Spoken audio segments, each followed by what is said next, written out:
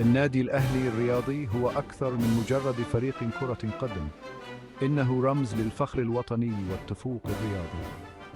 تأسس النادي في القاهرة عام 1907، وأصبح مرادفاً للنجاح ومصدر إلهام لأجيال من المصريين، واستحوذ على قلوب الملايين في جميع أنحاء إفريقيا والعالم العربي. تغوص هذه الحلقة في تاريخ الأهلي الحافل وإنجازاته الرائعة، وتستكشف هيمنته على البطولات المحلية والقارية، وتحتفي بلاعبيه ومدربيه الأسطوريين، وتبرز شغف جماهيره المخلصة منذ أيامه الأولى كمكان يجمع طلاب القاهرة. سرعان ما أثبت الأهلي نفسه كقوة لا يستهان بها في ملاعب كرة القدم. التزامهم باللعب النظيف وتفانيهم في تنمية المواهب المحلية أكسبهم لقب نادي الشعب سريعا. على مر العقود شهد سعي الأهلي الدؤوب نحو التمييز أن يصبح النادي الأكثر تتويجا في تاريخ كرة القدم المصرية، حيث يمتلك خزانة جوائز مليئة بالكؤوس والألقاب. أصبحت قمصانهم الحمراء الشهيرة التي تحمل شعار النادي الذي يضم نسر صلاح الدين المحلق رمزاً للأمل والإلهام للملايين. يعكس شعارهم نادي القرن ارتباطهم العميق بالشعب المصري والتزامهم بتمثيل آمال وأحلام أمة. بينما نتعمق في سجلات تاريخ الأهلي، سنكتشف العوامل الرئيسية التي ساهمت في نجاحهم الدائم: عقلية الفوز والالتزام برعاية المواهب والدعم الثابت من جماهيرهم المتحمسة. لا مثيل لهيمنة الأهلي على كرة القدم المصرية. لقد توجوا أبطالاً للدوري المصري الممتاز 42 مرة، مما جعلهم ملوك كرة القدم المصرية بلا منازع. لا يقتصر نجاحهم المحلي على ألقاب الدوري، فقد رفعوا أيضاً كأس مصر، أهم مسابقة كأس في البلاد، 37 مرة. إن هذه المجموعة الرائعة من الجوائز هي شهادة على ثبات النادي وقدرته على الحفاظ على ثقافة الفوز عبر الأجيال.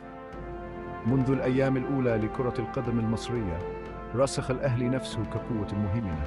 أصبحت منافستهم المبكرة مع الزمالك، وهو ناد آخر مقره القاهرة، مباراة حاسمة في كرة القدم المصرية، حيث أثرت اهتمام الأمة وأدت إلى تنافس رياضي شغوف. يعرف هذا التنافس باسم ديربي القاهرة، وهو أحد أكثر مباريات الديربي إثارة في العالم، وهو مشهد يتجاوز الرياضة ويصبح معركة من أجل حقوق المفاخرة في العاصمة المصرية. كانت تزامي النادي بتنمية المواهب الشابة حجر الزاوية في نجاحه، فقد أنتجت أكاديمية الشباب الخاصة بهم سلسلة متواصلة من لاعبي كرة القدم الموهوبين الذين مثلوا النادي والمنتخب الوطني بامتياز.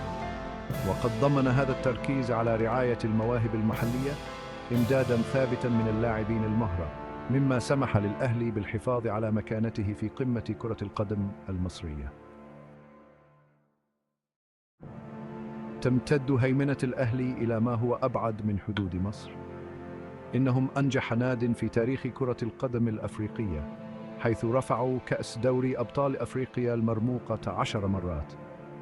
أكسبتهم هذه الهيمنة القارية لقب نادي القرن من قبل الاتحاد الأفريقي لكرة القدم، وهو تكريم مناسب لنجاحهم الذي لا مثيل له على الساحة الأفريقية. جاء انتصارهم الأول في أهم مسابقة للأندية في إفريقيا عام 82، ومنذ ذلك الحين أضافوا 9 ألقاب أخرى، مما جعلهم الفريق الذي يجب التغلب عليه في كرة القدم الأفريقية.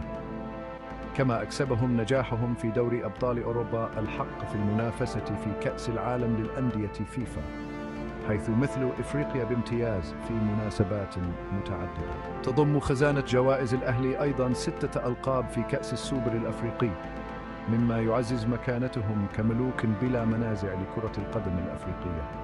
إن قدرتهم على قهر القارة مراراً وتكراراً هي شهادة على مرونتهم التكتيكية وقوتهم العقلية ورغبتهم التي لا هوادة فيها في الفوز.